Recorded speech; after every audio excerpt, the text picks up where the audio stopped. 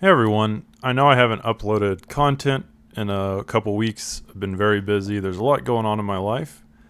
But I am going to upload this short video of a Dawn of War 2 mod that I do play sometimes in my free time. I know this isn't Total Annihilation, so this is a little different. It doesn't really fit into the theme of the channel, but it is a futuristic sci-fi RTS, and I thought you guys might like it. Just something to pass the time, something to watch until I can get some time to cast some more Total Annihilation games, some Escalation or Bar, or whatever it is. So guys, if you want to watch this, you can. If you don't want to, that is perfectly fine.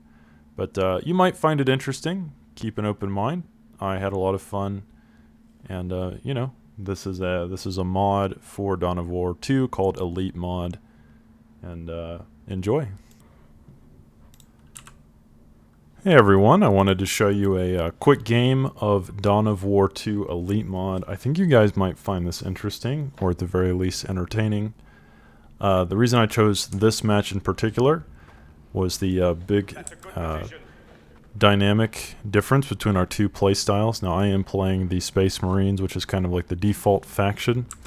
They do utilize quality over quantity. Their units are pretty expensive, but individually very powerful. And he is playing the Imperial Guard, which in some ways is the polar opposite. They are a swarm faction. They like to build a lot of low-cost units and overwhelm their opponents with sheer numbers advantage. Now, the commanders for each faction, there are three in this particular game. I have chosen the Force Commander, which is a tanky Space Marine with, as you can see, heavy bolter in one hand and a chain sword. And he has chosen the Lord General. Now the Lord General is an interesting commander because he is the only commander in the game that has units. In addition, most commanders are solo, but the Lord General does get an entourage to follow him, so that is a pretty neat little mechanic. But guys, I'm interested to show you this game. Now, let me turn down the sound a little bit. I don't want it to be too loud. And an interesting thing is that the Imperial Guard have the Sentinel, which is kind of like an AT-AT from the Star Wars saga. If you remember the bipedal walkers on Hoth in Return of the Jedi, or on Dagobah fighting against the Ewoks, this does resemble it in a lot of ways. Now, I think the Imperial Guard is the only faction that does get a vehicle on T1, so this thing is very hard to deal with early on.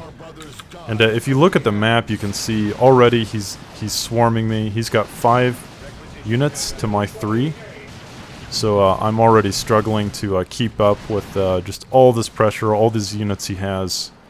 It's very difficult to deal with at this point. But again, the Space Marines are more of quality over quantity, and the Imperial Guard, in many ways, is the exact opposite. So I just need to do what I can to hold on. Here we have a melee combat between my commander and his. Of course, in melee, my commander will be much stronger. And sorry about this camera action. He's chasing my tactical Space Marines there, and as you can see in the back, he has a metric ton of guards. Now I have built the Assault Squad. The Assault Squad has jetpacks. They can get into melee range with their chain swords and do a lot of physical damage at close range. The idea with these is that I want to overwhelm him in close range. The way this game works, once your units get into melee range of their units, they are forced to fight in melee.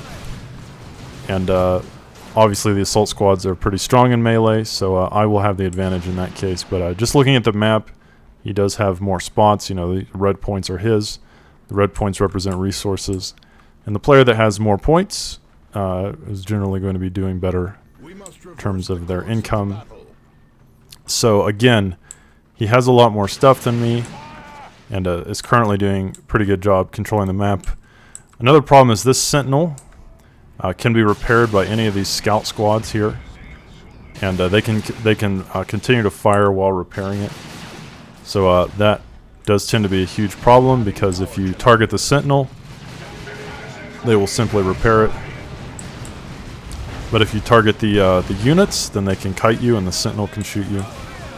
So I do jetpack in here yet again, but that doesn't work out to my favor, and I retreat. Now what I have done is built a Devastator Marine squad here, which has a heavy machine gun weapon, which does suppress in an AoE. It's perfect for these swarm-like situations where the enemy has a metric ton of units in a clump. The HMG or the Devastator squad can suppress all of them, and this will help me maintain a little bit of control here in the battle. Now, one thing I will say about my scout squad, it is relatively weak. It's my starting squad, but there's only 3 models. Can't really, it's not very effective against the guardsman squads for the Imperial Guard, which have 9 models. So I've mostly just been using this squad for capping, not really fighting, and I'm using my other squads for combat. So again, right now the game is it's still pretty close. If you look at the minimap here at the bottom left, both of us are kind of even on points. Now I do have the HMG team here, just kind of, you can see its radius there in the blue, and waiting for his units to walk into it as they do. And he will use some kind of ability to allow them to charge forward. Once they get in melee range of these machine gun team, I am going to have to retreat it. But at the very least, I did do a little bit of damage and slow him down. So, and in the meantime, capturing points on the map.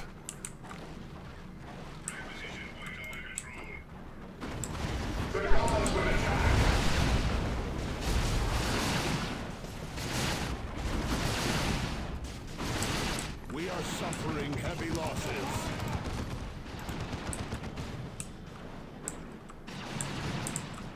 We're losing a power node to the enemy. Now, one thing that's important to note is that you can see above the a unit's head what kind of what type of unit it is. The fist means melee, so this force commander is it's predominantly a melee unit. While this commander, as you can see, it's like a bullet above his head. That means it's more ranged. The assault squads are melee unit, and of course they have the jetpack, so they can jump in and get into melee. And as I said, once a unit begins engaging another in melee, it forces that unit to also fight in melee. So typically speaking, if I can get my commander into melee with any of these ranged units or my assault marines, I will be in a good position, because they are much stronger in melee than all these guardsmen.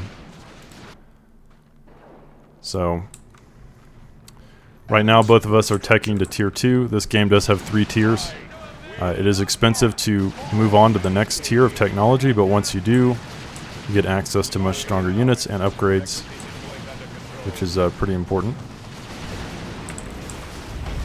My assault marines do jump in there, trying to get that melee damage done. My commander moving in as well. But again, there is just too much stuff at this point. I am struggling to simply deal with the sheer mass of stuff.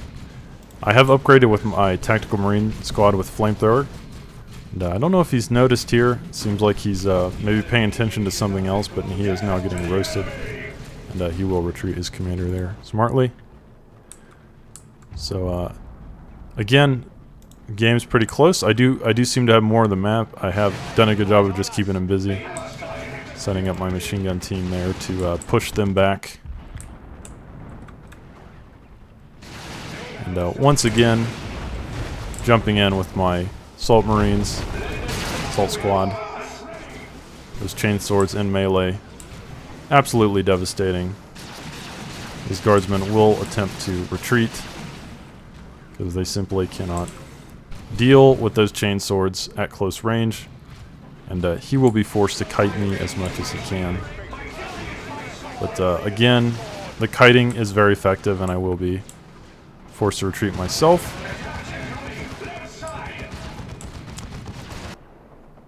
Now, at this moment, he has just built a Chimera, which is kind of like an APC. It has a nice gun on it, but it can also pick up squads of units. It will make his forces more mobile. And I, myself, have built a Dreadnought here. Let me slow it down a little bit. The Dreadnought is a Space Marine powerful walker vehicle.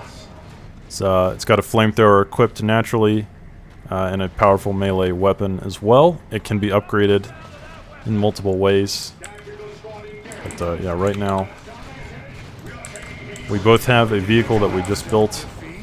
Unfortunately, I don't currently have anti-tank tech, so I can't do too much damage to this Chimera, but he also can't do too much damage to this Dreadnought. So yeah, right now we're both struggling to hurt one another's vehicles, and he will retreat. The Dreadnought, when it first comes out on the field, is extremely powerful, really hard to deal with. It's got those extremely overpowered flamethrowers that can just melt units, and wicked melee attack. He doesn't really have the anti-tank capacity yet, though he is currently researching it to force my Dreadnought away from the combat here. And as he does fight this, I will be taking over the rest of the map with my squads. So he does finally force me back, or he forces my Dreadnought back. And what happens is I lose my commander there. I'm not paying attention. Worried too much about my Dreadnought and these other squads. This game is very micro heavy, so it's common to kind of lose track of what you're doing. But what happens is I do throw a sticky bomb onto this Chimera, and I do kill it with my upgraded Assault Marine, or excuse me, Sterngon Veteran Squad, which is just an upgrade to the Tactical Marines. And he will be forced to retreat. That Sentinel does get out with just a sliver of health. But yeah, as you can see, I do have most of the map now, if you just look at the bottom left. However, losing my commander is a big deal there. I will have to spend quite a bit of money to bring him back, which is unfortunate. And now that all of his units have healed, he's going to come out of his base, and I will be forced to retreat myself. But again, I am taking over the map pretty well. This Dreadnought is about half health. I will try to repair it, get it back onto the field if I can. And yeah, once I can get that back into combat, hopefully be able to fight his army. Now, one thing that's interesting is that I have upgraded my commander here with the Thunder Hammer, which is pretty much Thor's hammer. Majol's, as my friends and I like to call it. And the whole concept of this hammer, it does do good damage, but it's more about the knockback. I've made my commander primarily focused on disruption. Each blow will knock his units back, knock them around, incapacitate them. And as it does so, it stuns them, kind of takes them out of combat, and gives my other units time to deal their DPS. I've also upgraded my Dreadnought with an assault cannon, which is a long-ranged, powerful weapon, effective against infantry and heavy infantry. It also has a small AoE, which is good against these clumps of units, which he currently has. And as you can see, I've got my assault squad in there, my commander as well, with this Thunder Hammer, doing as much as I can, bashing some skulls. You can see he takes out that model. Pretty disgusting. And yeah, just knocking him around.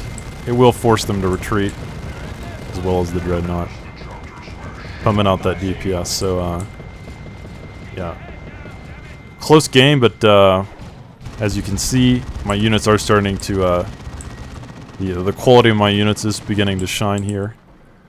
And yeah, I do lose track of my commander here.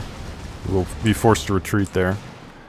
But yeah, ultimately, still pretty close. But as you can see, he is on the swarm strat, and I am trying to win with superior value.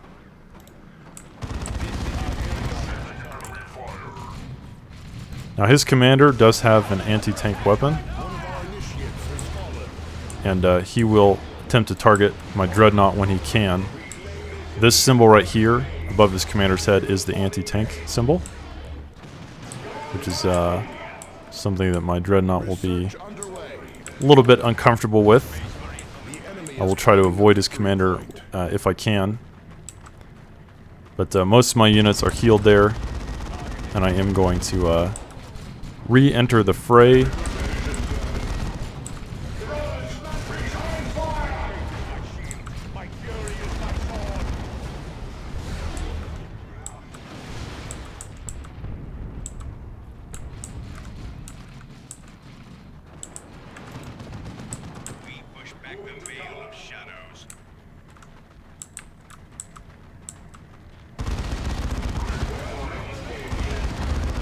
So again, my commander's going in there with that hammer.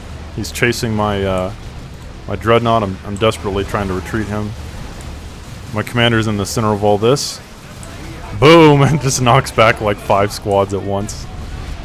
But he does end up taking out my dreadnought in the midst of all that. So that was pretty good for him. I don't even kill his commander in the process.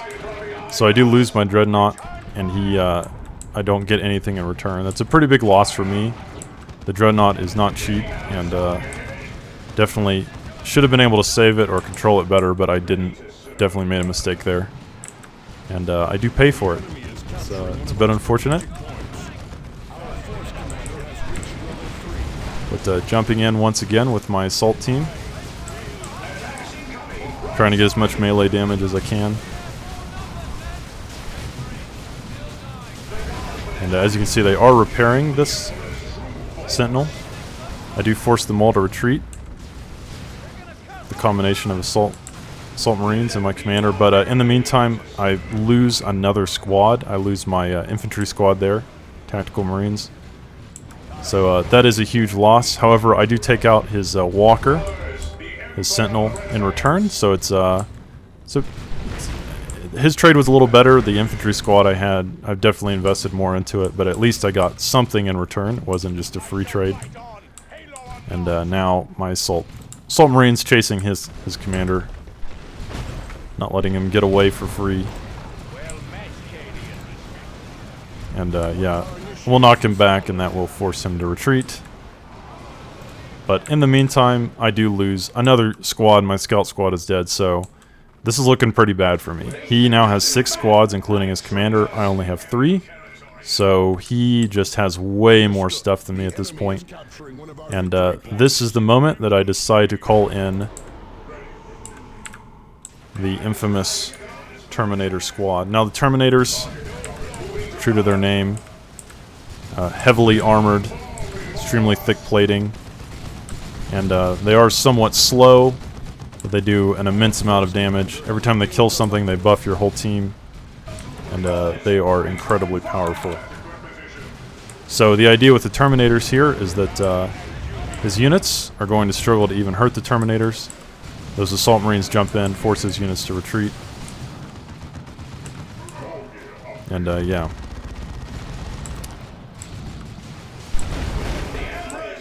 He will fully retreat everything he has.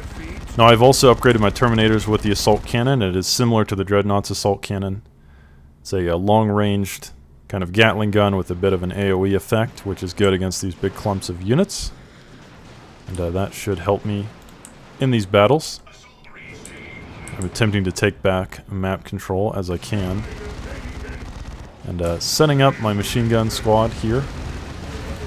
Now as you can see, these Terminators are almost impenetrable to the fire of all these guardsmen and stormtrooper squads.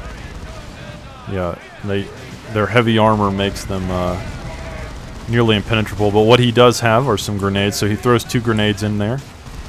Those will explode and get my Terminator squads really low. And my commander runs in there, gets a hit off, and then he will retreat. So again, I am struggling with just the sheer amount of numbers that he has. But I do now pick up this Vanguard Veteran Squad. It is the upgrade to the Assault Marines. It is a T3 upgrade. So this is their final form. The main model, the Sergeant, gets a hammer. The other ones get claws. And that is absolutely scary. Deadly in melee. Powerful abilities and the ability to jump, of course. So I feel like, starting to win a war of attrition. Even though he has more, my units are quite a bit stronger, just in terms of their individual power. And I have healed the Terminator squad. I will be bringing them back onto the field. And of course, I do have this Devastator Marine squad in position again to suppress his whole army, force him back, and of course, Terminator squad there to do their own damage as well. So still a close game, but as you can see, I have most of the map now. You do win this game if you look at the top by whoever reaches 0 points loses, and you get force your opponent to lose points as you take these victory points on the map. There's 3. So right now I am slowly draining my opponent's points, but he has more, so he is technically winning on points.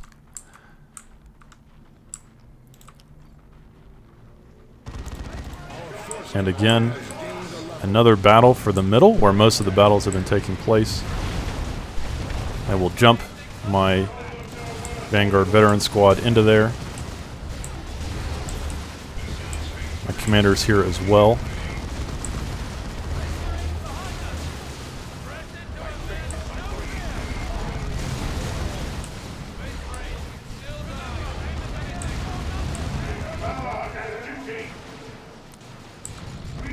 But again, this Terminator squad armor is just nearly impenetrable to the fire of the units that he has, and that is going to be a massive problem for him, simply because, as you can see, they're just going to be able to sit here and tank that all day. And I have now built a second assault squad to jump in there, do that massive melee damage, force all these ranged units back into their base, and get control of the map. So as you can see, things have really started to turn into my favor now that I am on my late game tech, now that I have my units fully upgraded in their late game phase. And Terminators, this is looking pretty scary for him. That is the way swarm strats typically go. They are very strong at the start. They're definitely hard for new players, because you do kind of have to weather the storm and survive the swarm. But once you, especially with the Space Marines, once you make it to late game, your units are some of the strongest, or possibly the strongest in the late game of any faction. And you can simply win with sheer quality. So I'm going to jump in again, top of his units, get into melee there. My other squad jumping in as well with their chainswords, forcing his units back. And I will be retreating here, but these Terminators are coming in, and as we've already said, they're barely taking damage from these. The commander will run in as well.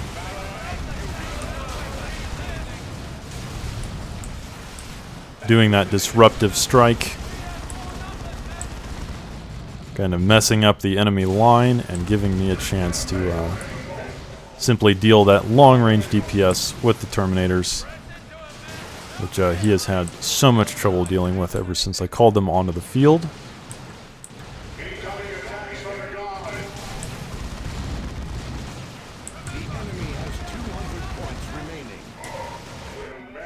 Of course, you don't want to get into melee with the Terminators either. That is equally scary. They will punch you to death.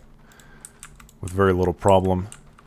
And as you can see, he's now kind of struggling to leave his base. It's just, at this point, my units are so superior in terms of just sheer power and tankiness that it's difficult for him to engage me at all.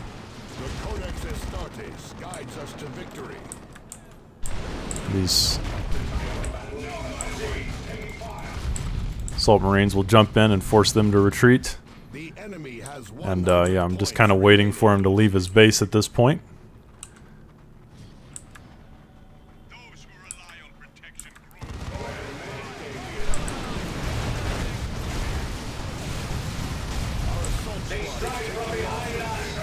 Guys, that will be the game. He will tap out after that, so I hope you enjoyed this. It was a lot of fun to play. This is Dawn of War 2 Elite mod, which I linked in the description. And I know this wasn't Total Annihilation content, but it is some kind of content until I have enough time to cast the next game.